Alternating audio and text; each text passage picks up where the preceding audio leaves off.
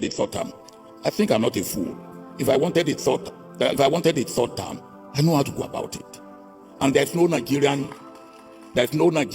dead or alive that will say, I told him I wanted a third term. None. And I keep telling them that, look, if I wanted to get debt relief, which is more difficult than getting a third term, and I got it. If I wanted a third time, I would have got it. But I had a discussion with President Jonathan when we were in Banjul about your last point. And I want to hear Baba's take on this, because Baba, you're friends with quite a lot of these people who manipulate constitutions. When we have leadership that manipulates constitutions, that legally it might be, but that those constitutions that are manipulated become the source of discontent and disconnect between the states and its people, to a point where we then have soldiers leave the barrack to take power. Who are we to blame in a situation like that? But even personally, Baba, because I know you've traveled this continent, you've talked to those that have manipulated constitutions continuously. You've talked to those that are struggling to even know their left from their right, but are still staying in power. They don't want to leave. Where are we going? Where did we get it wrong on our leadership of the continent? I don't think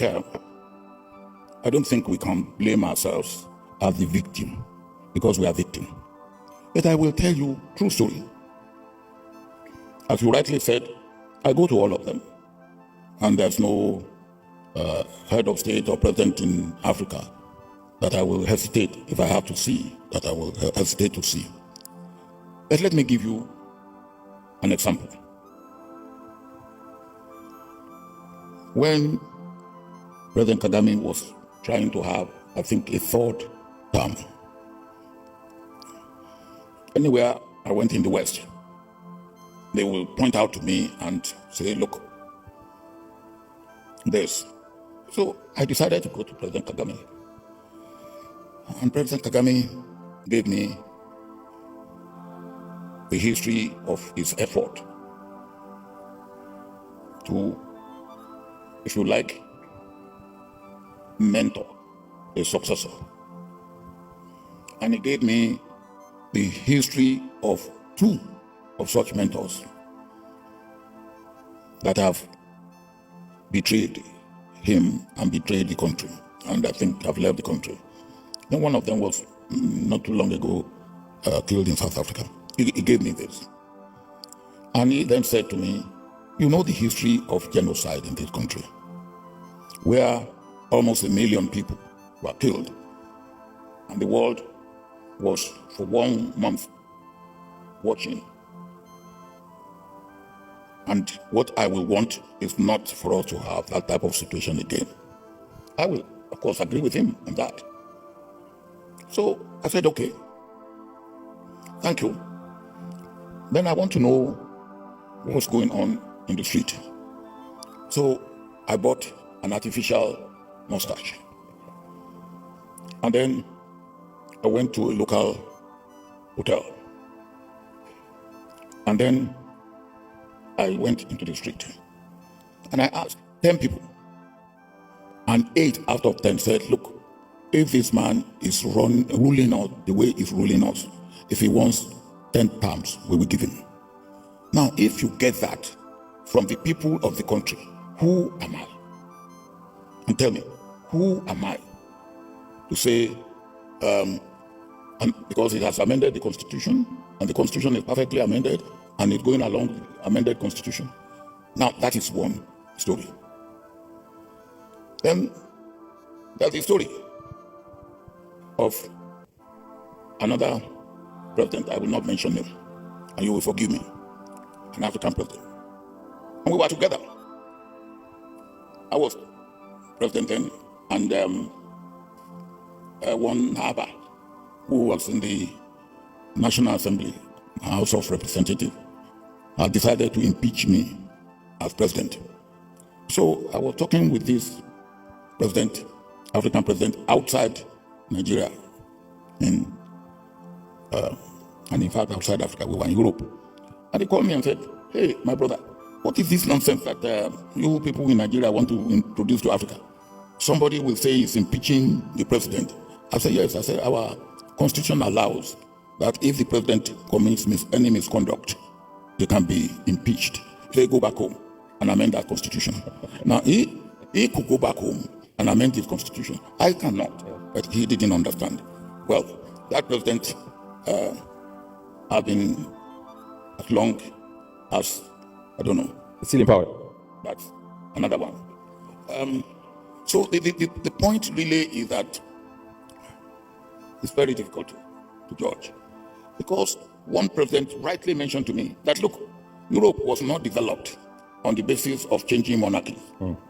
And if Europe had not had those monarchies that developed Europe at the time that that the countries of Europe were developed, maybe it would have been different. America was a different ball game.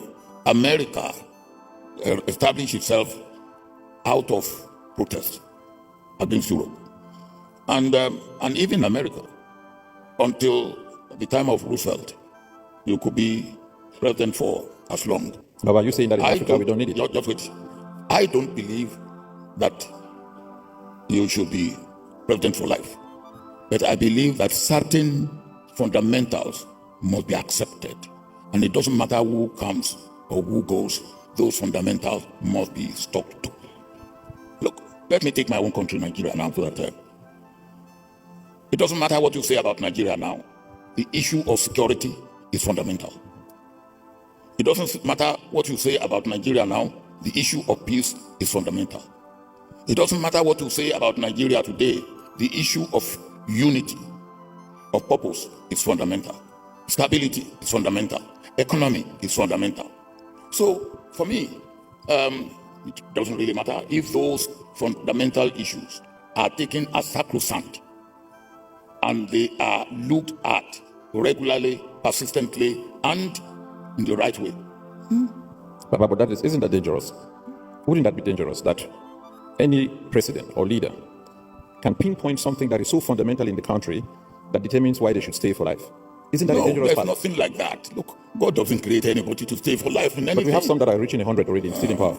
Well, I know where you come from. I know what you are saying. No, but on a serious note, I think it is wrong idea for any human being to say that they want to finish. What are you finishing? There's no finishing in God's work. And there's no finish. And God's work is your country. Your country is God's work. You cannot say you finish it. And people will go. Government will come. Government will go.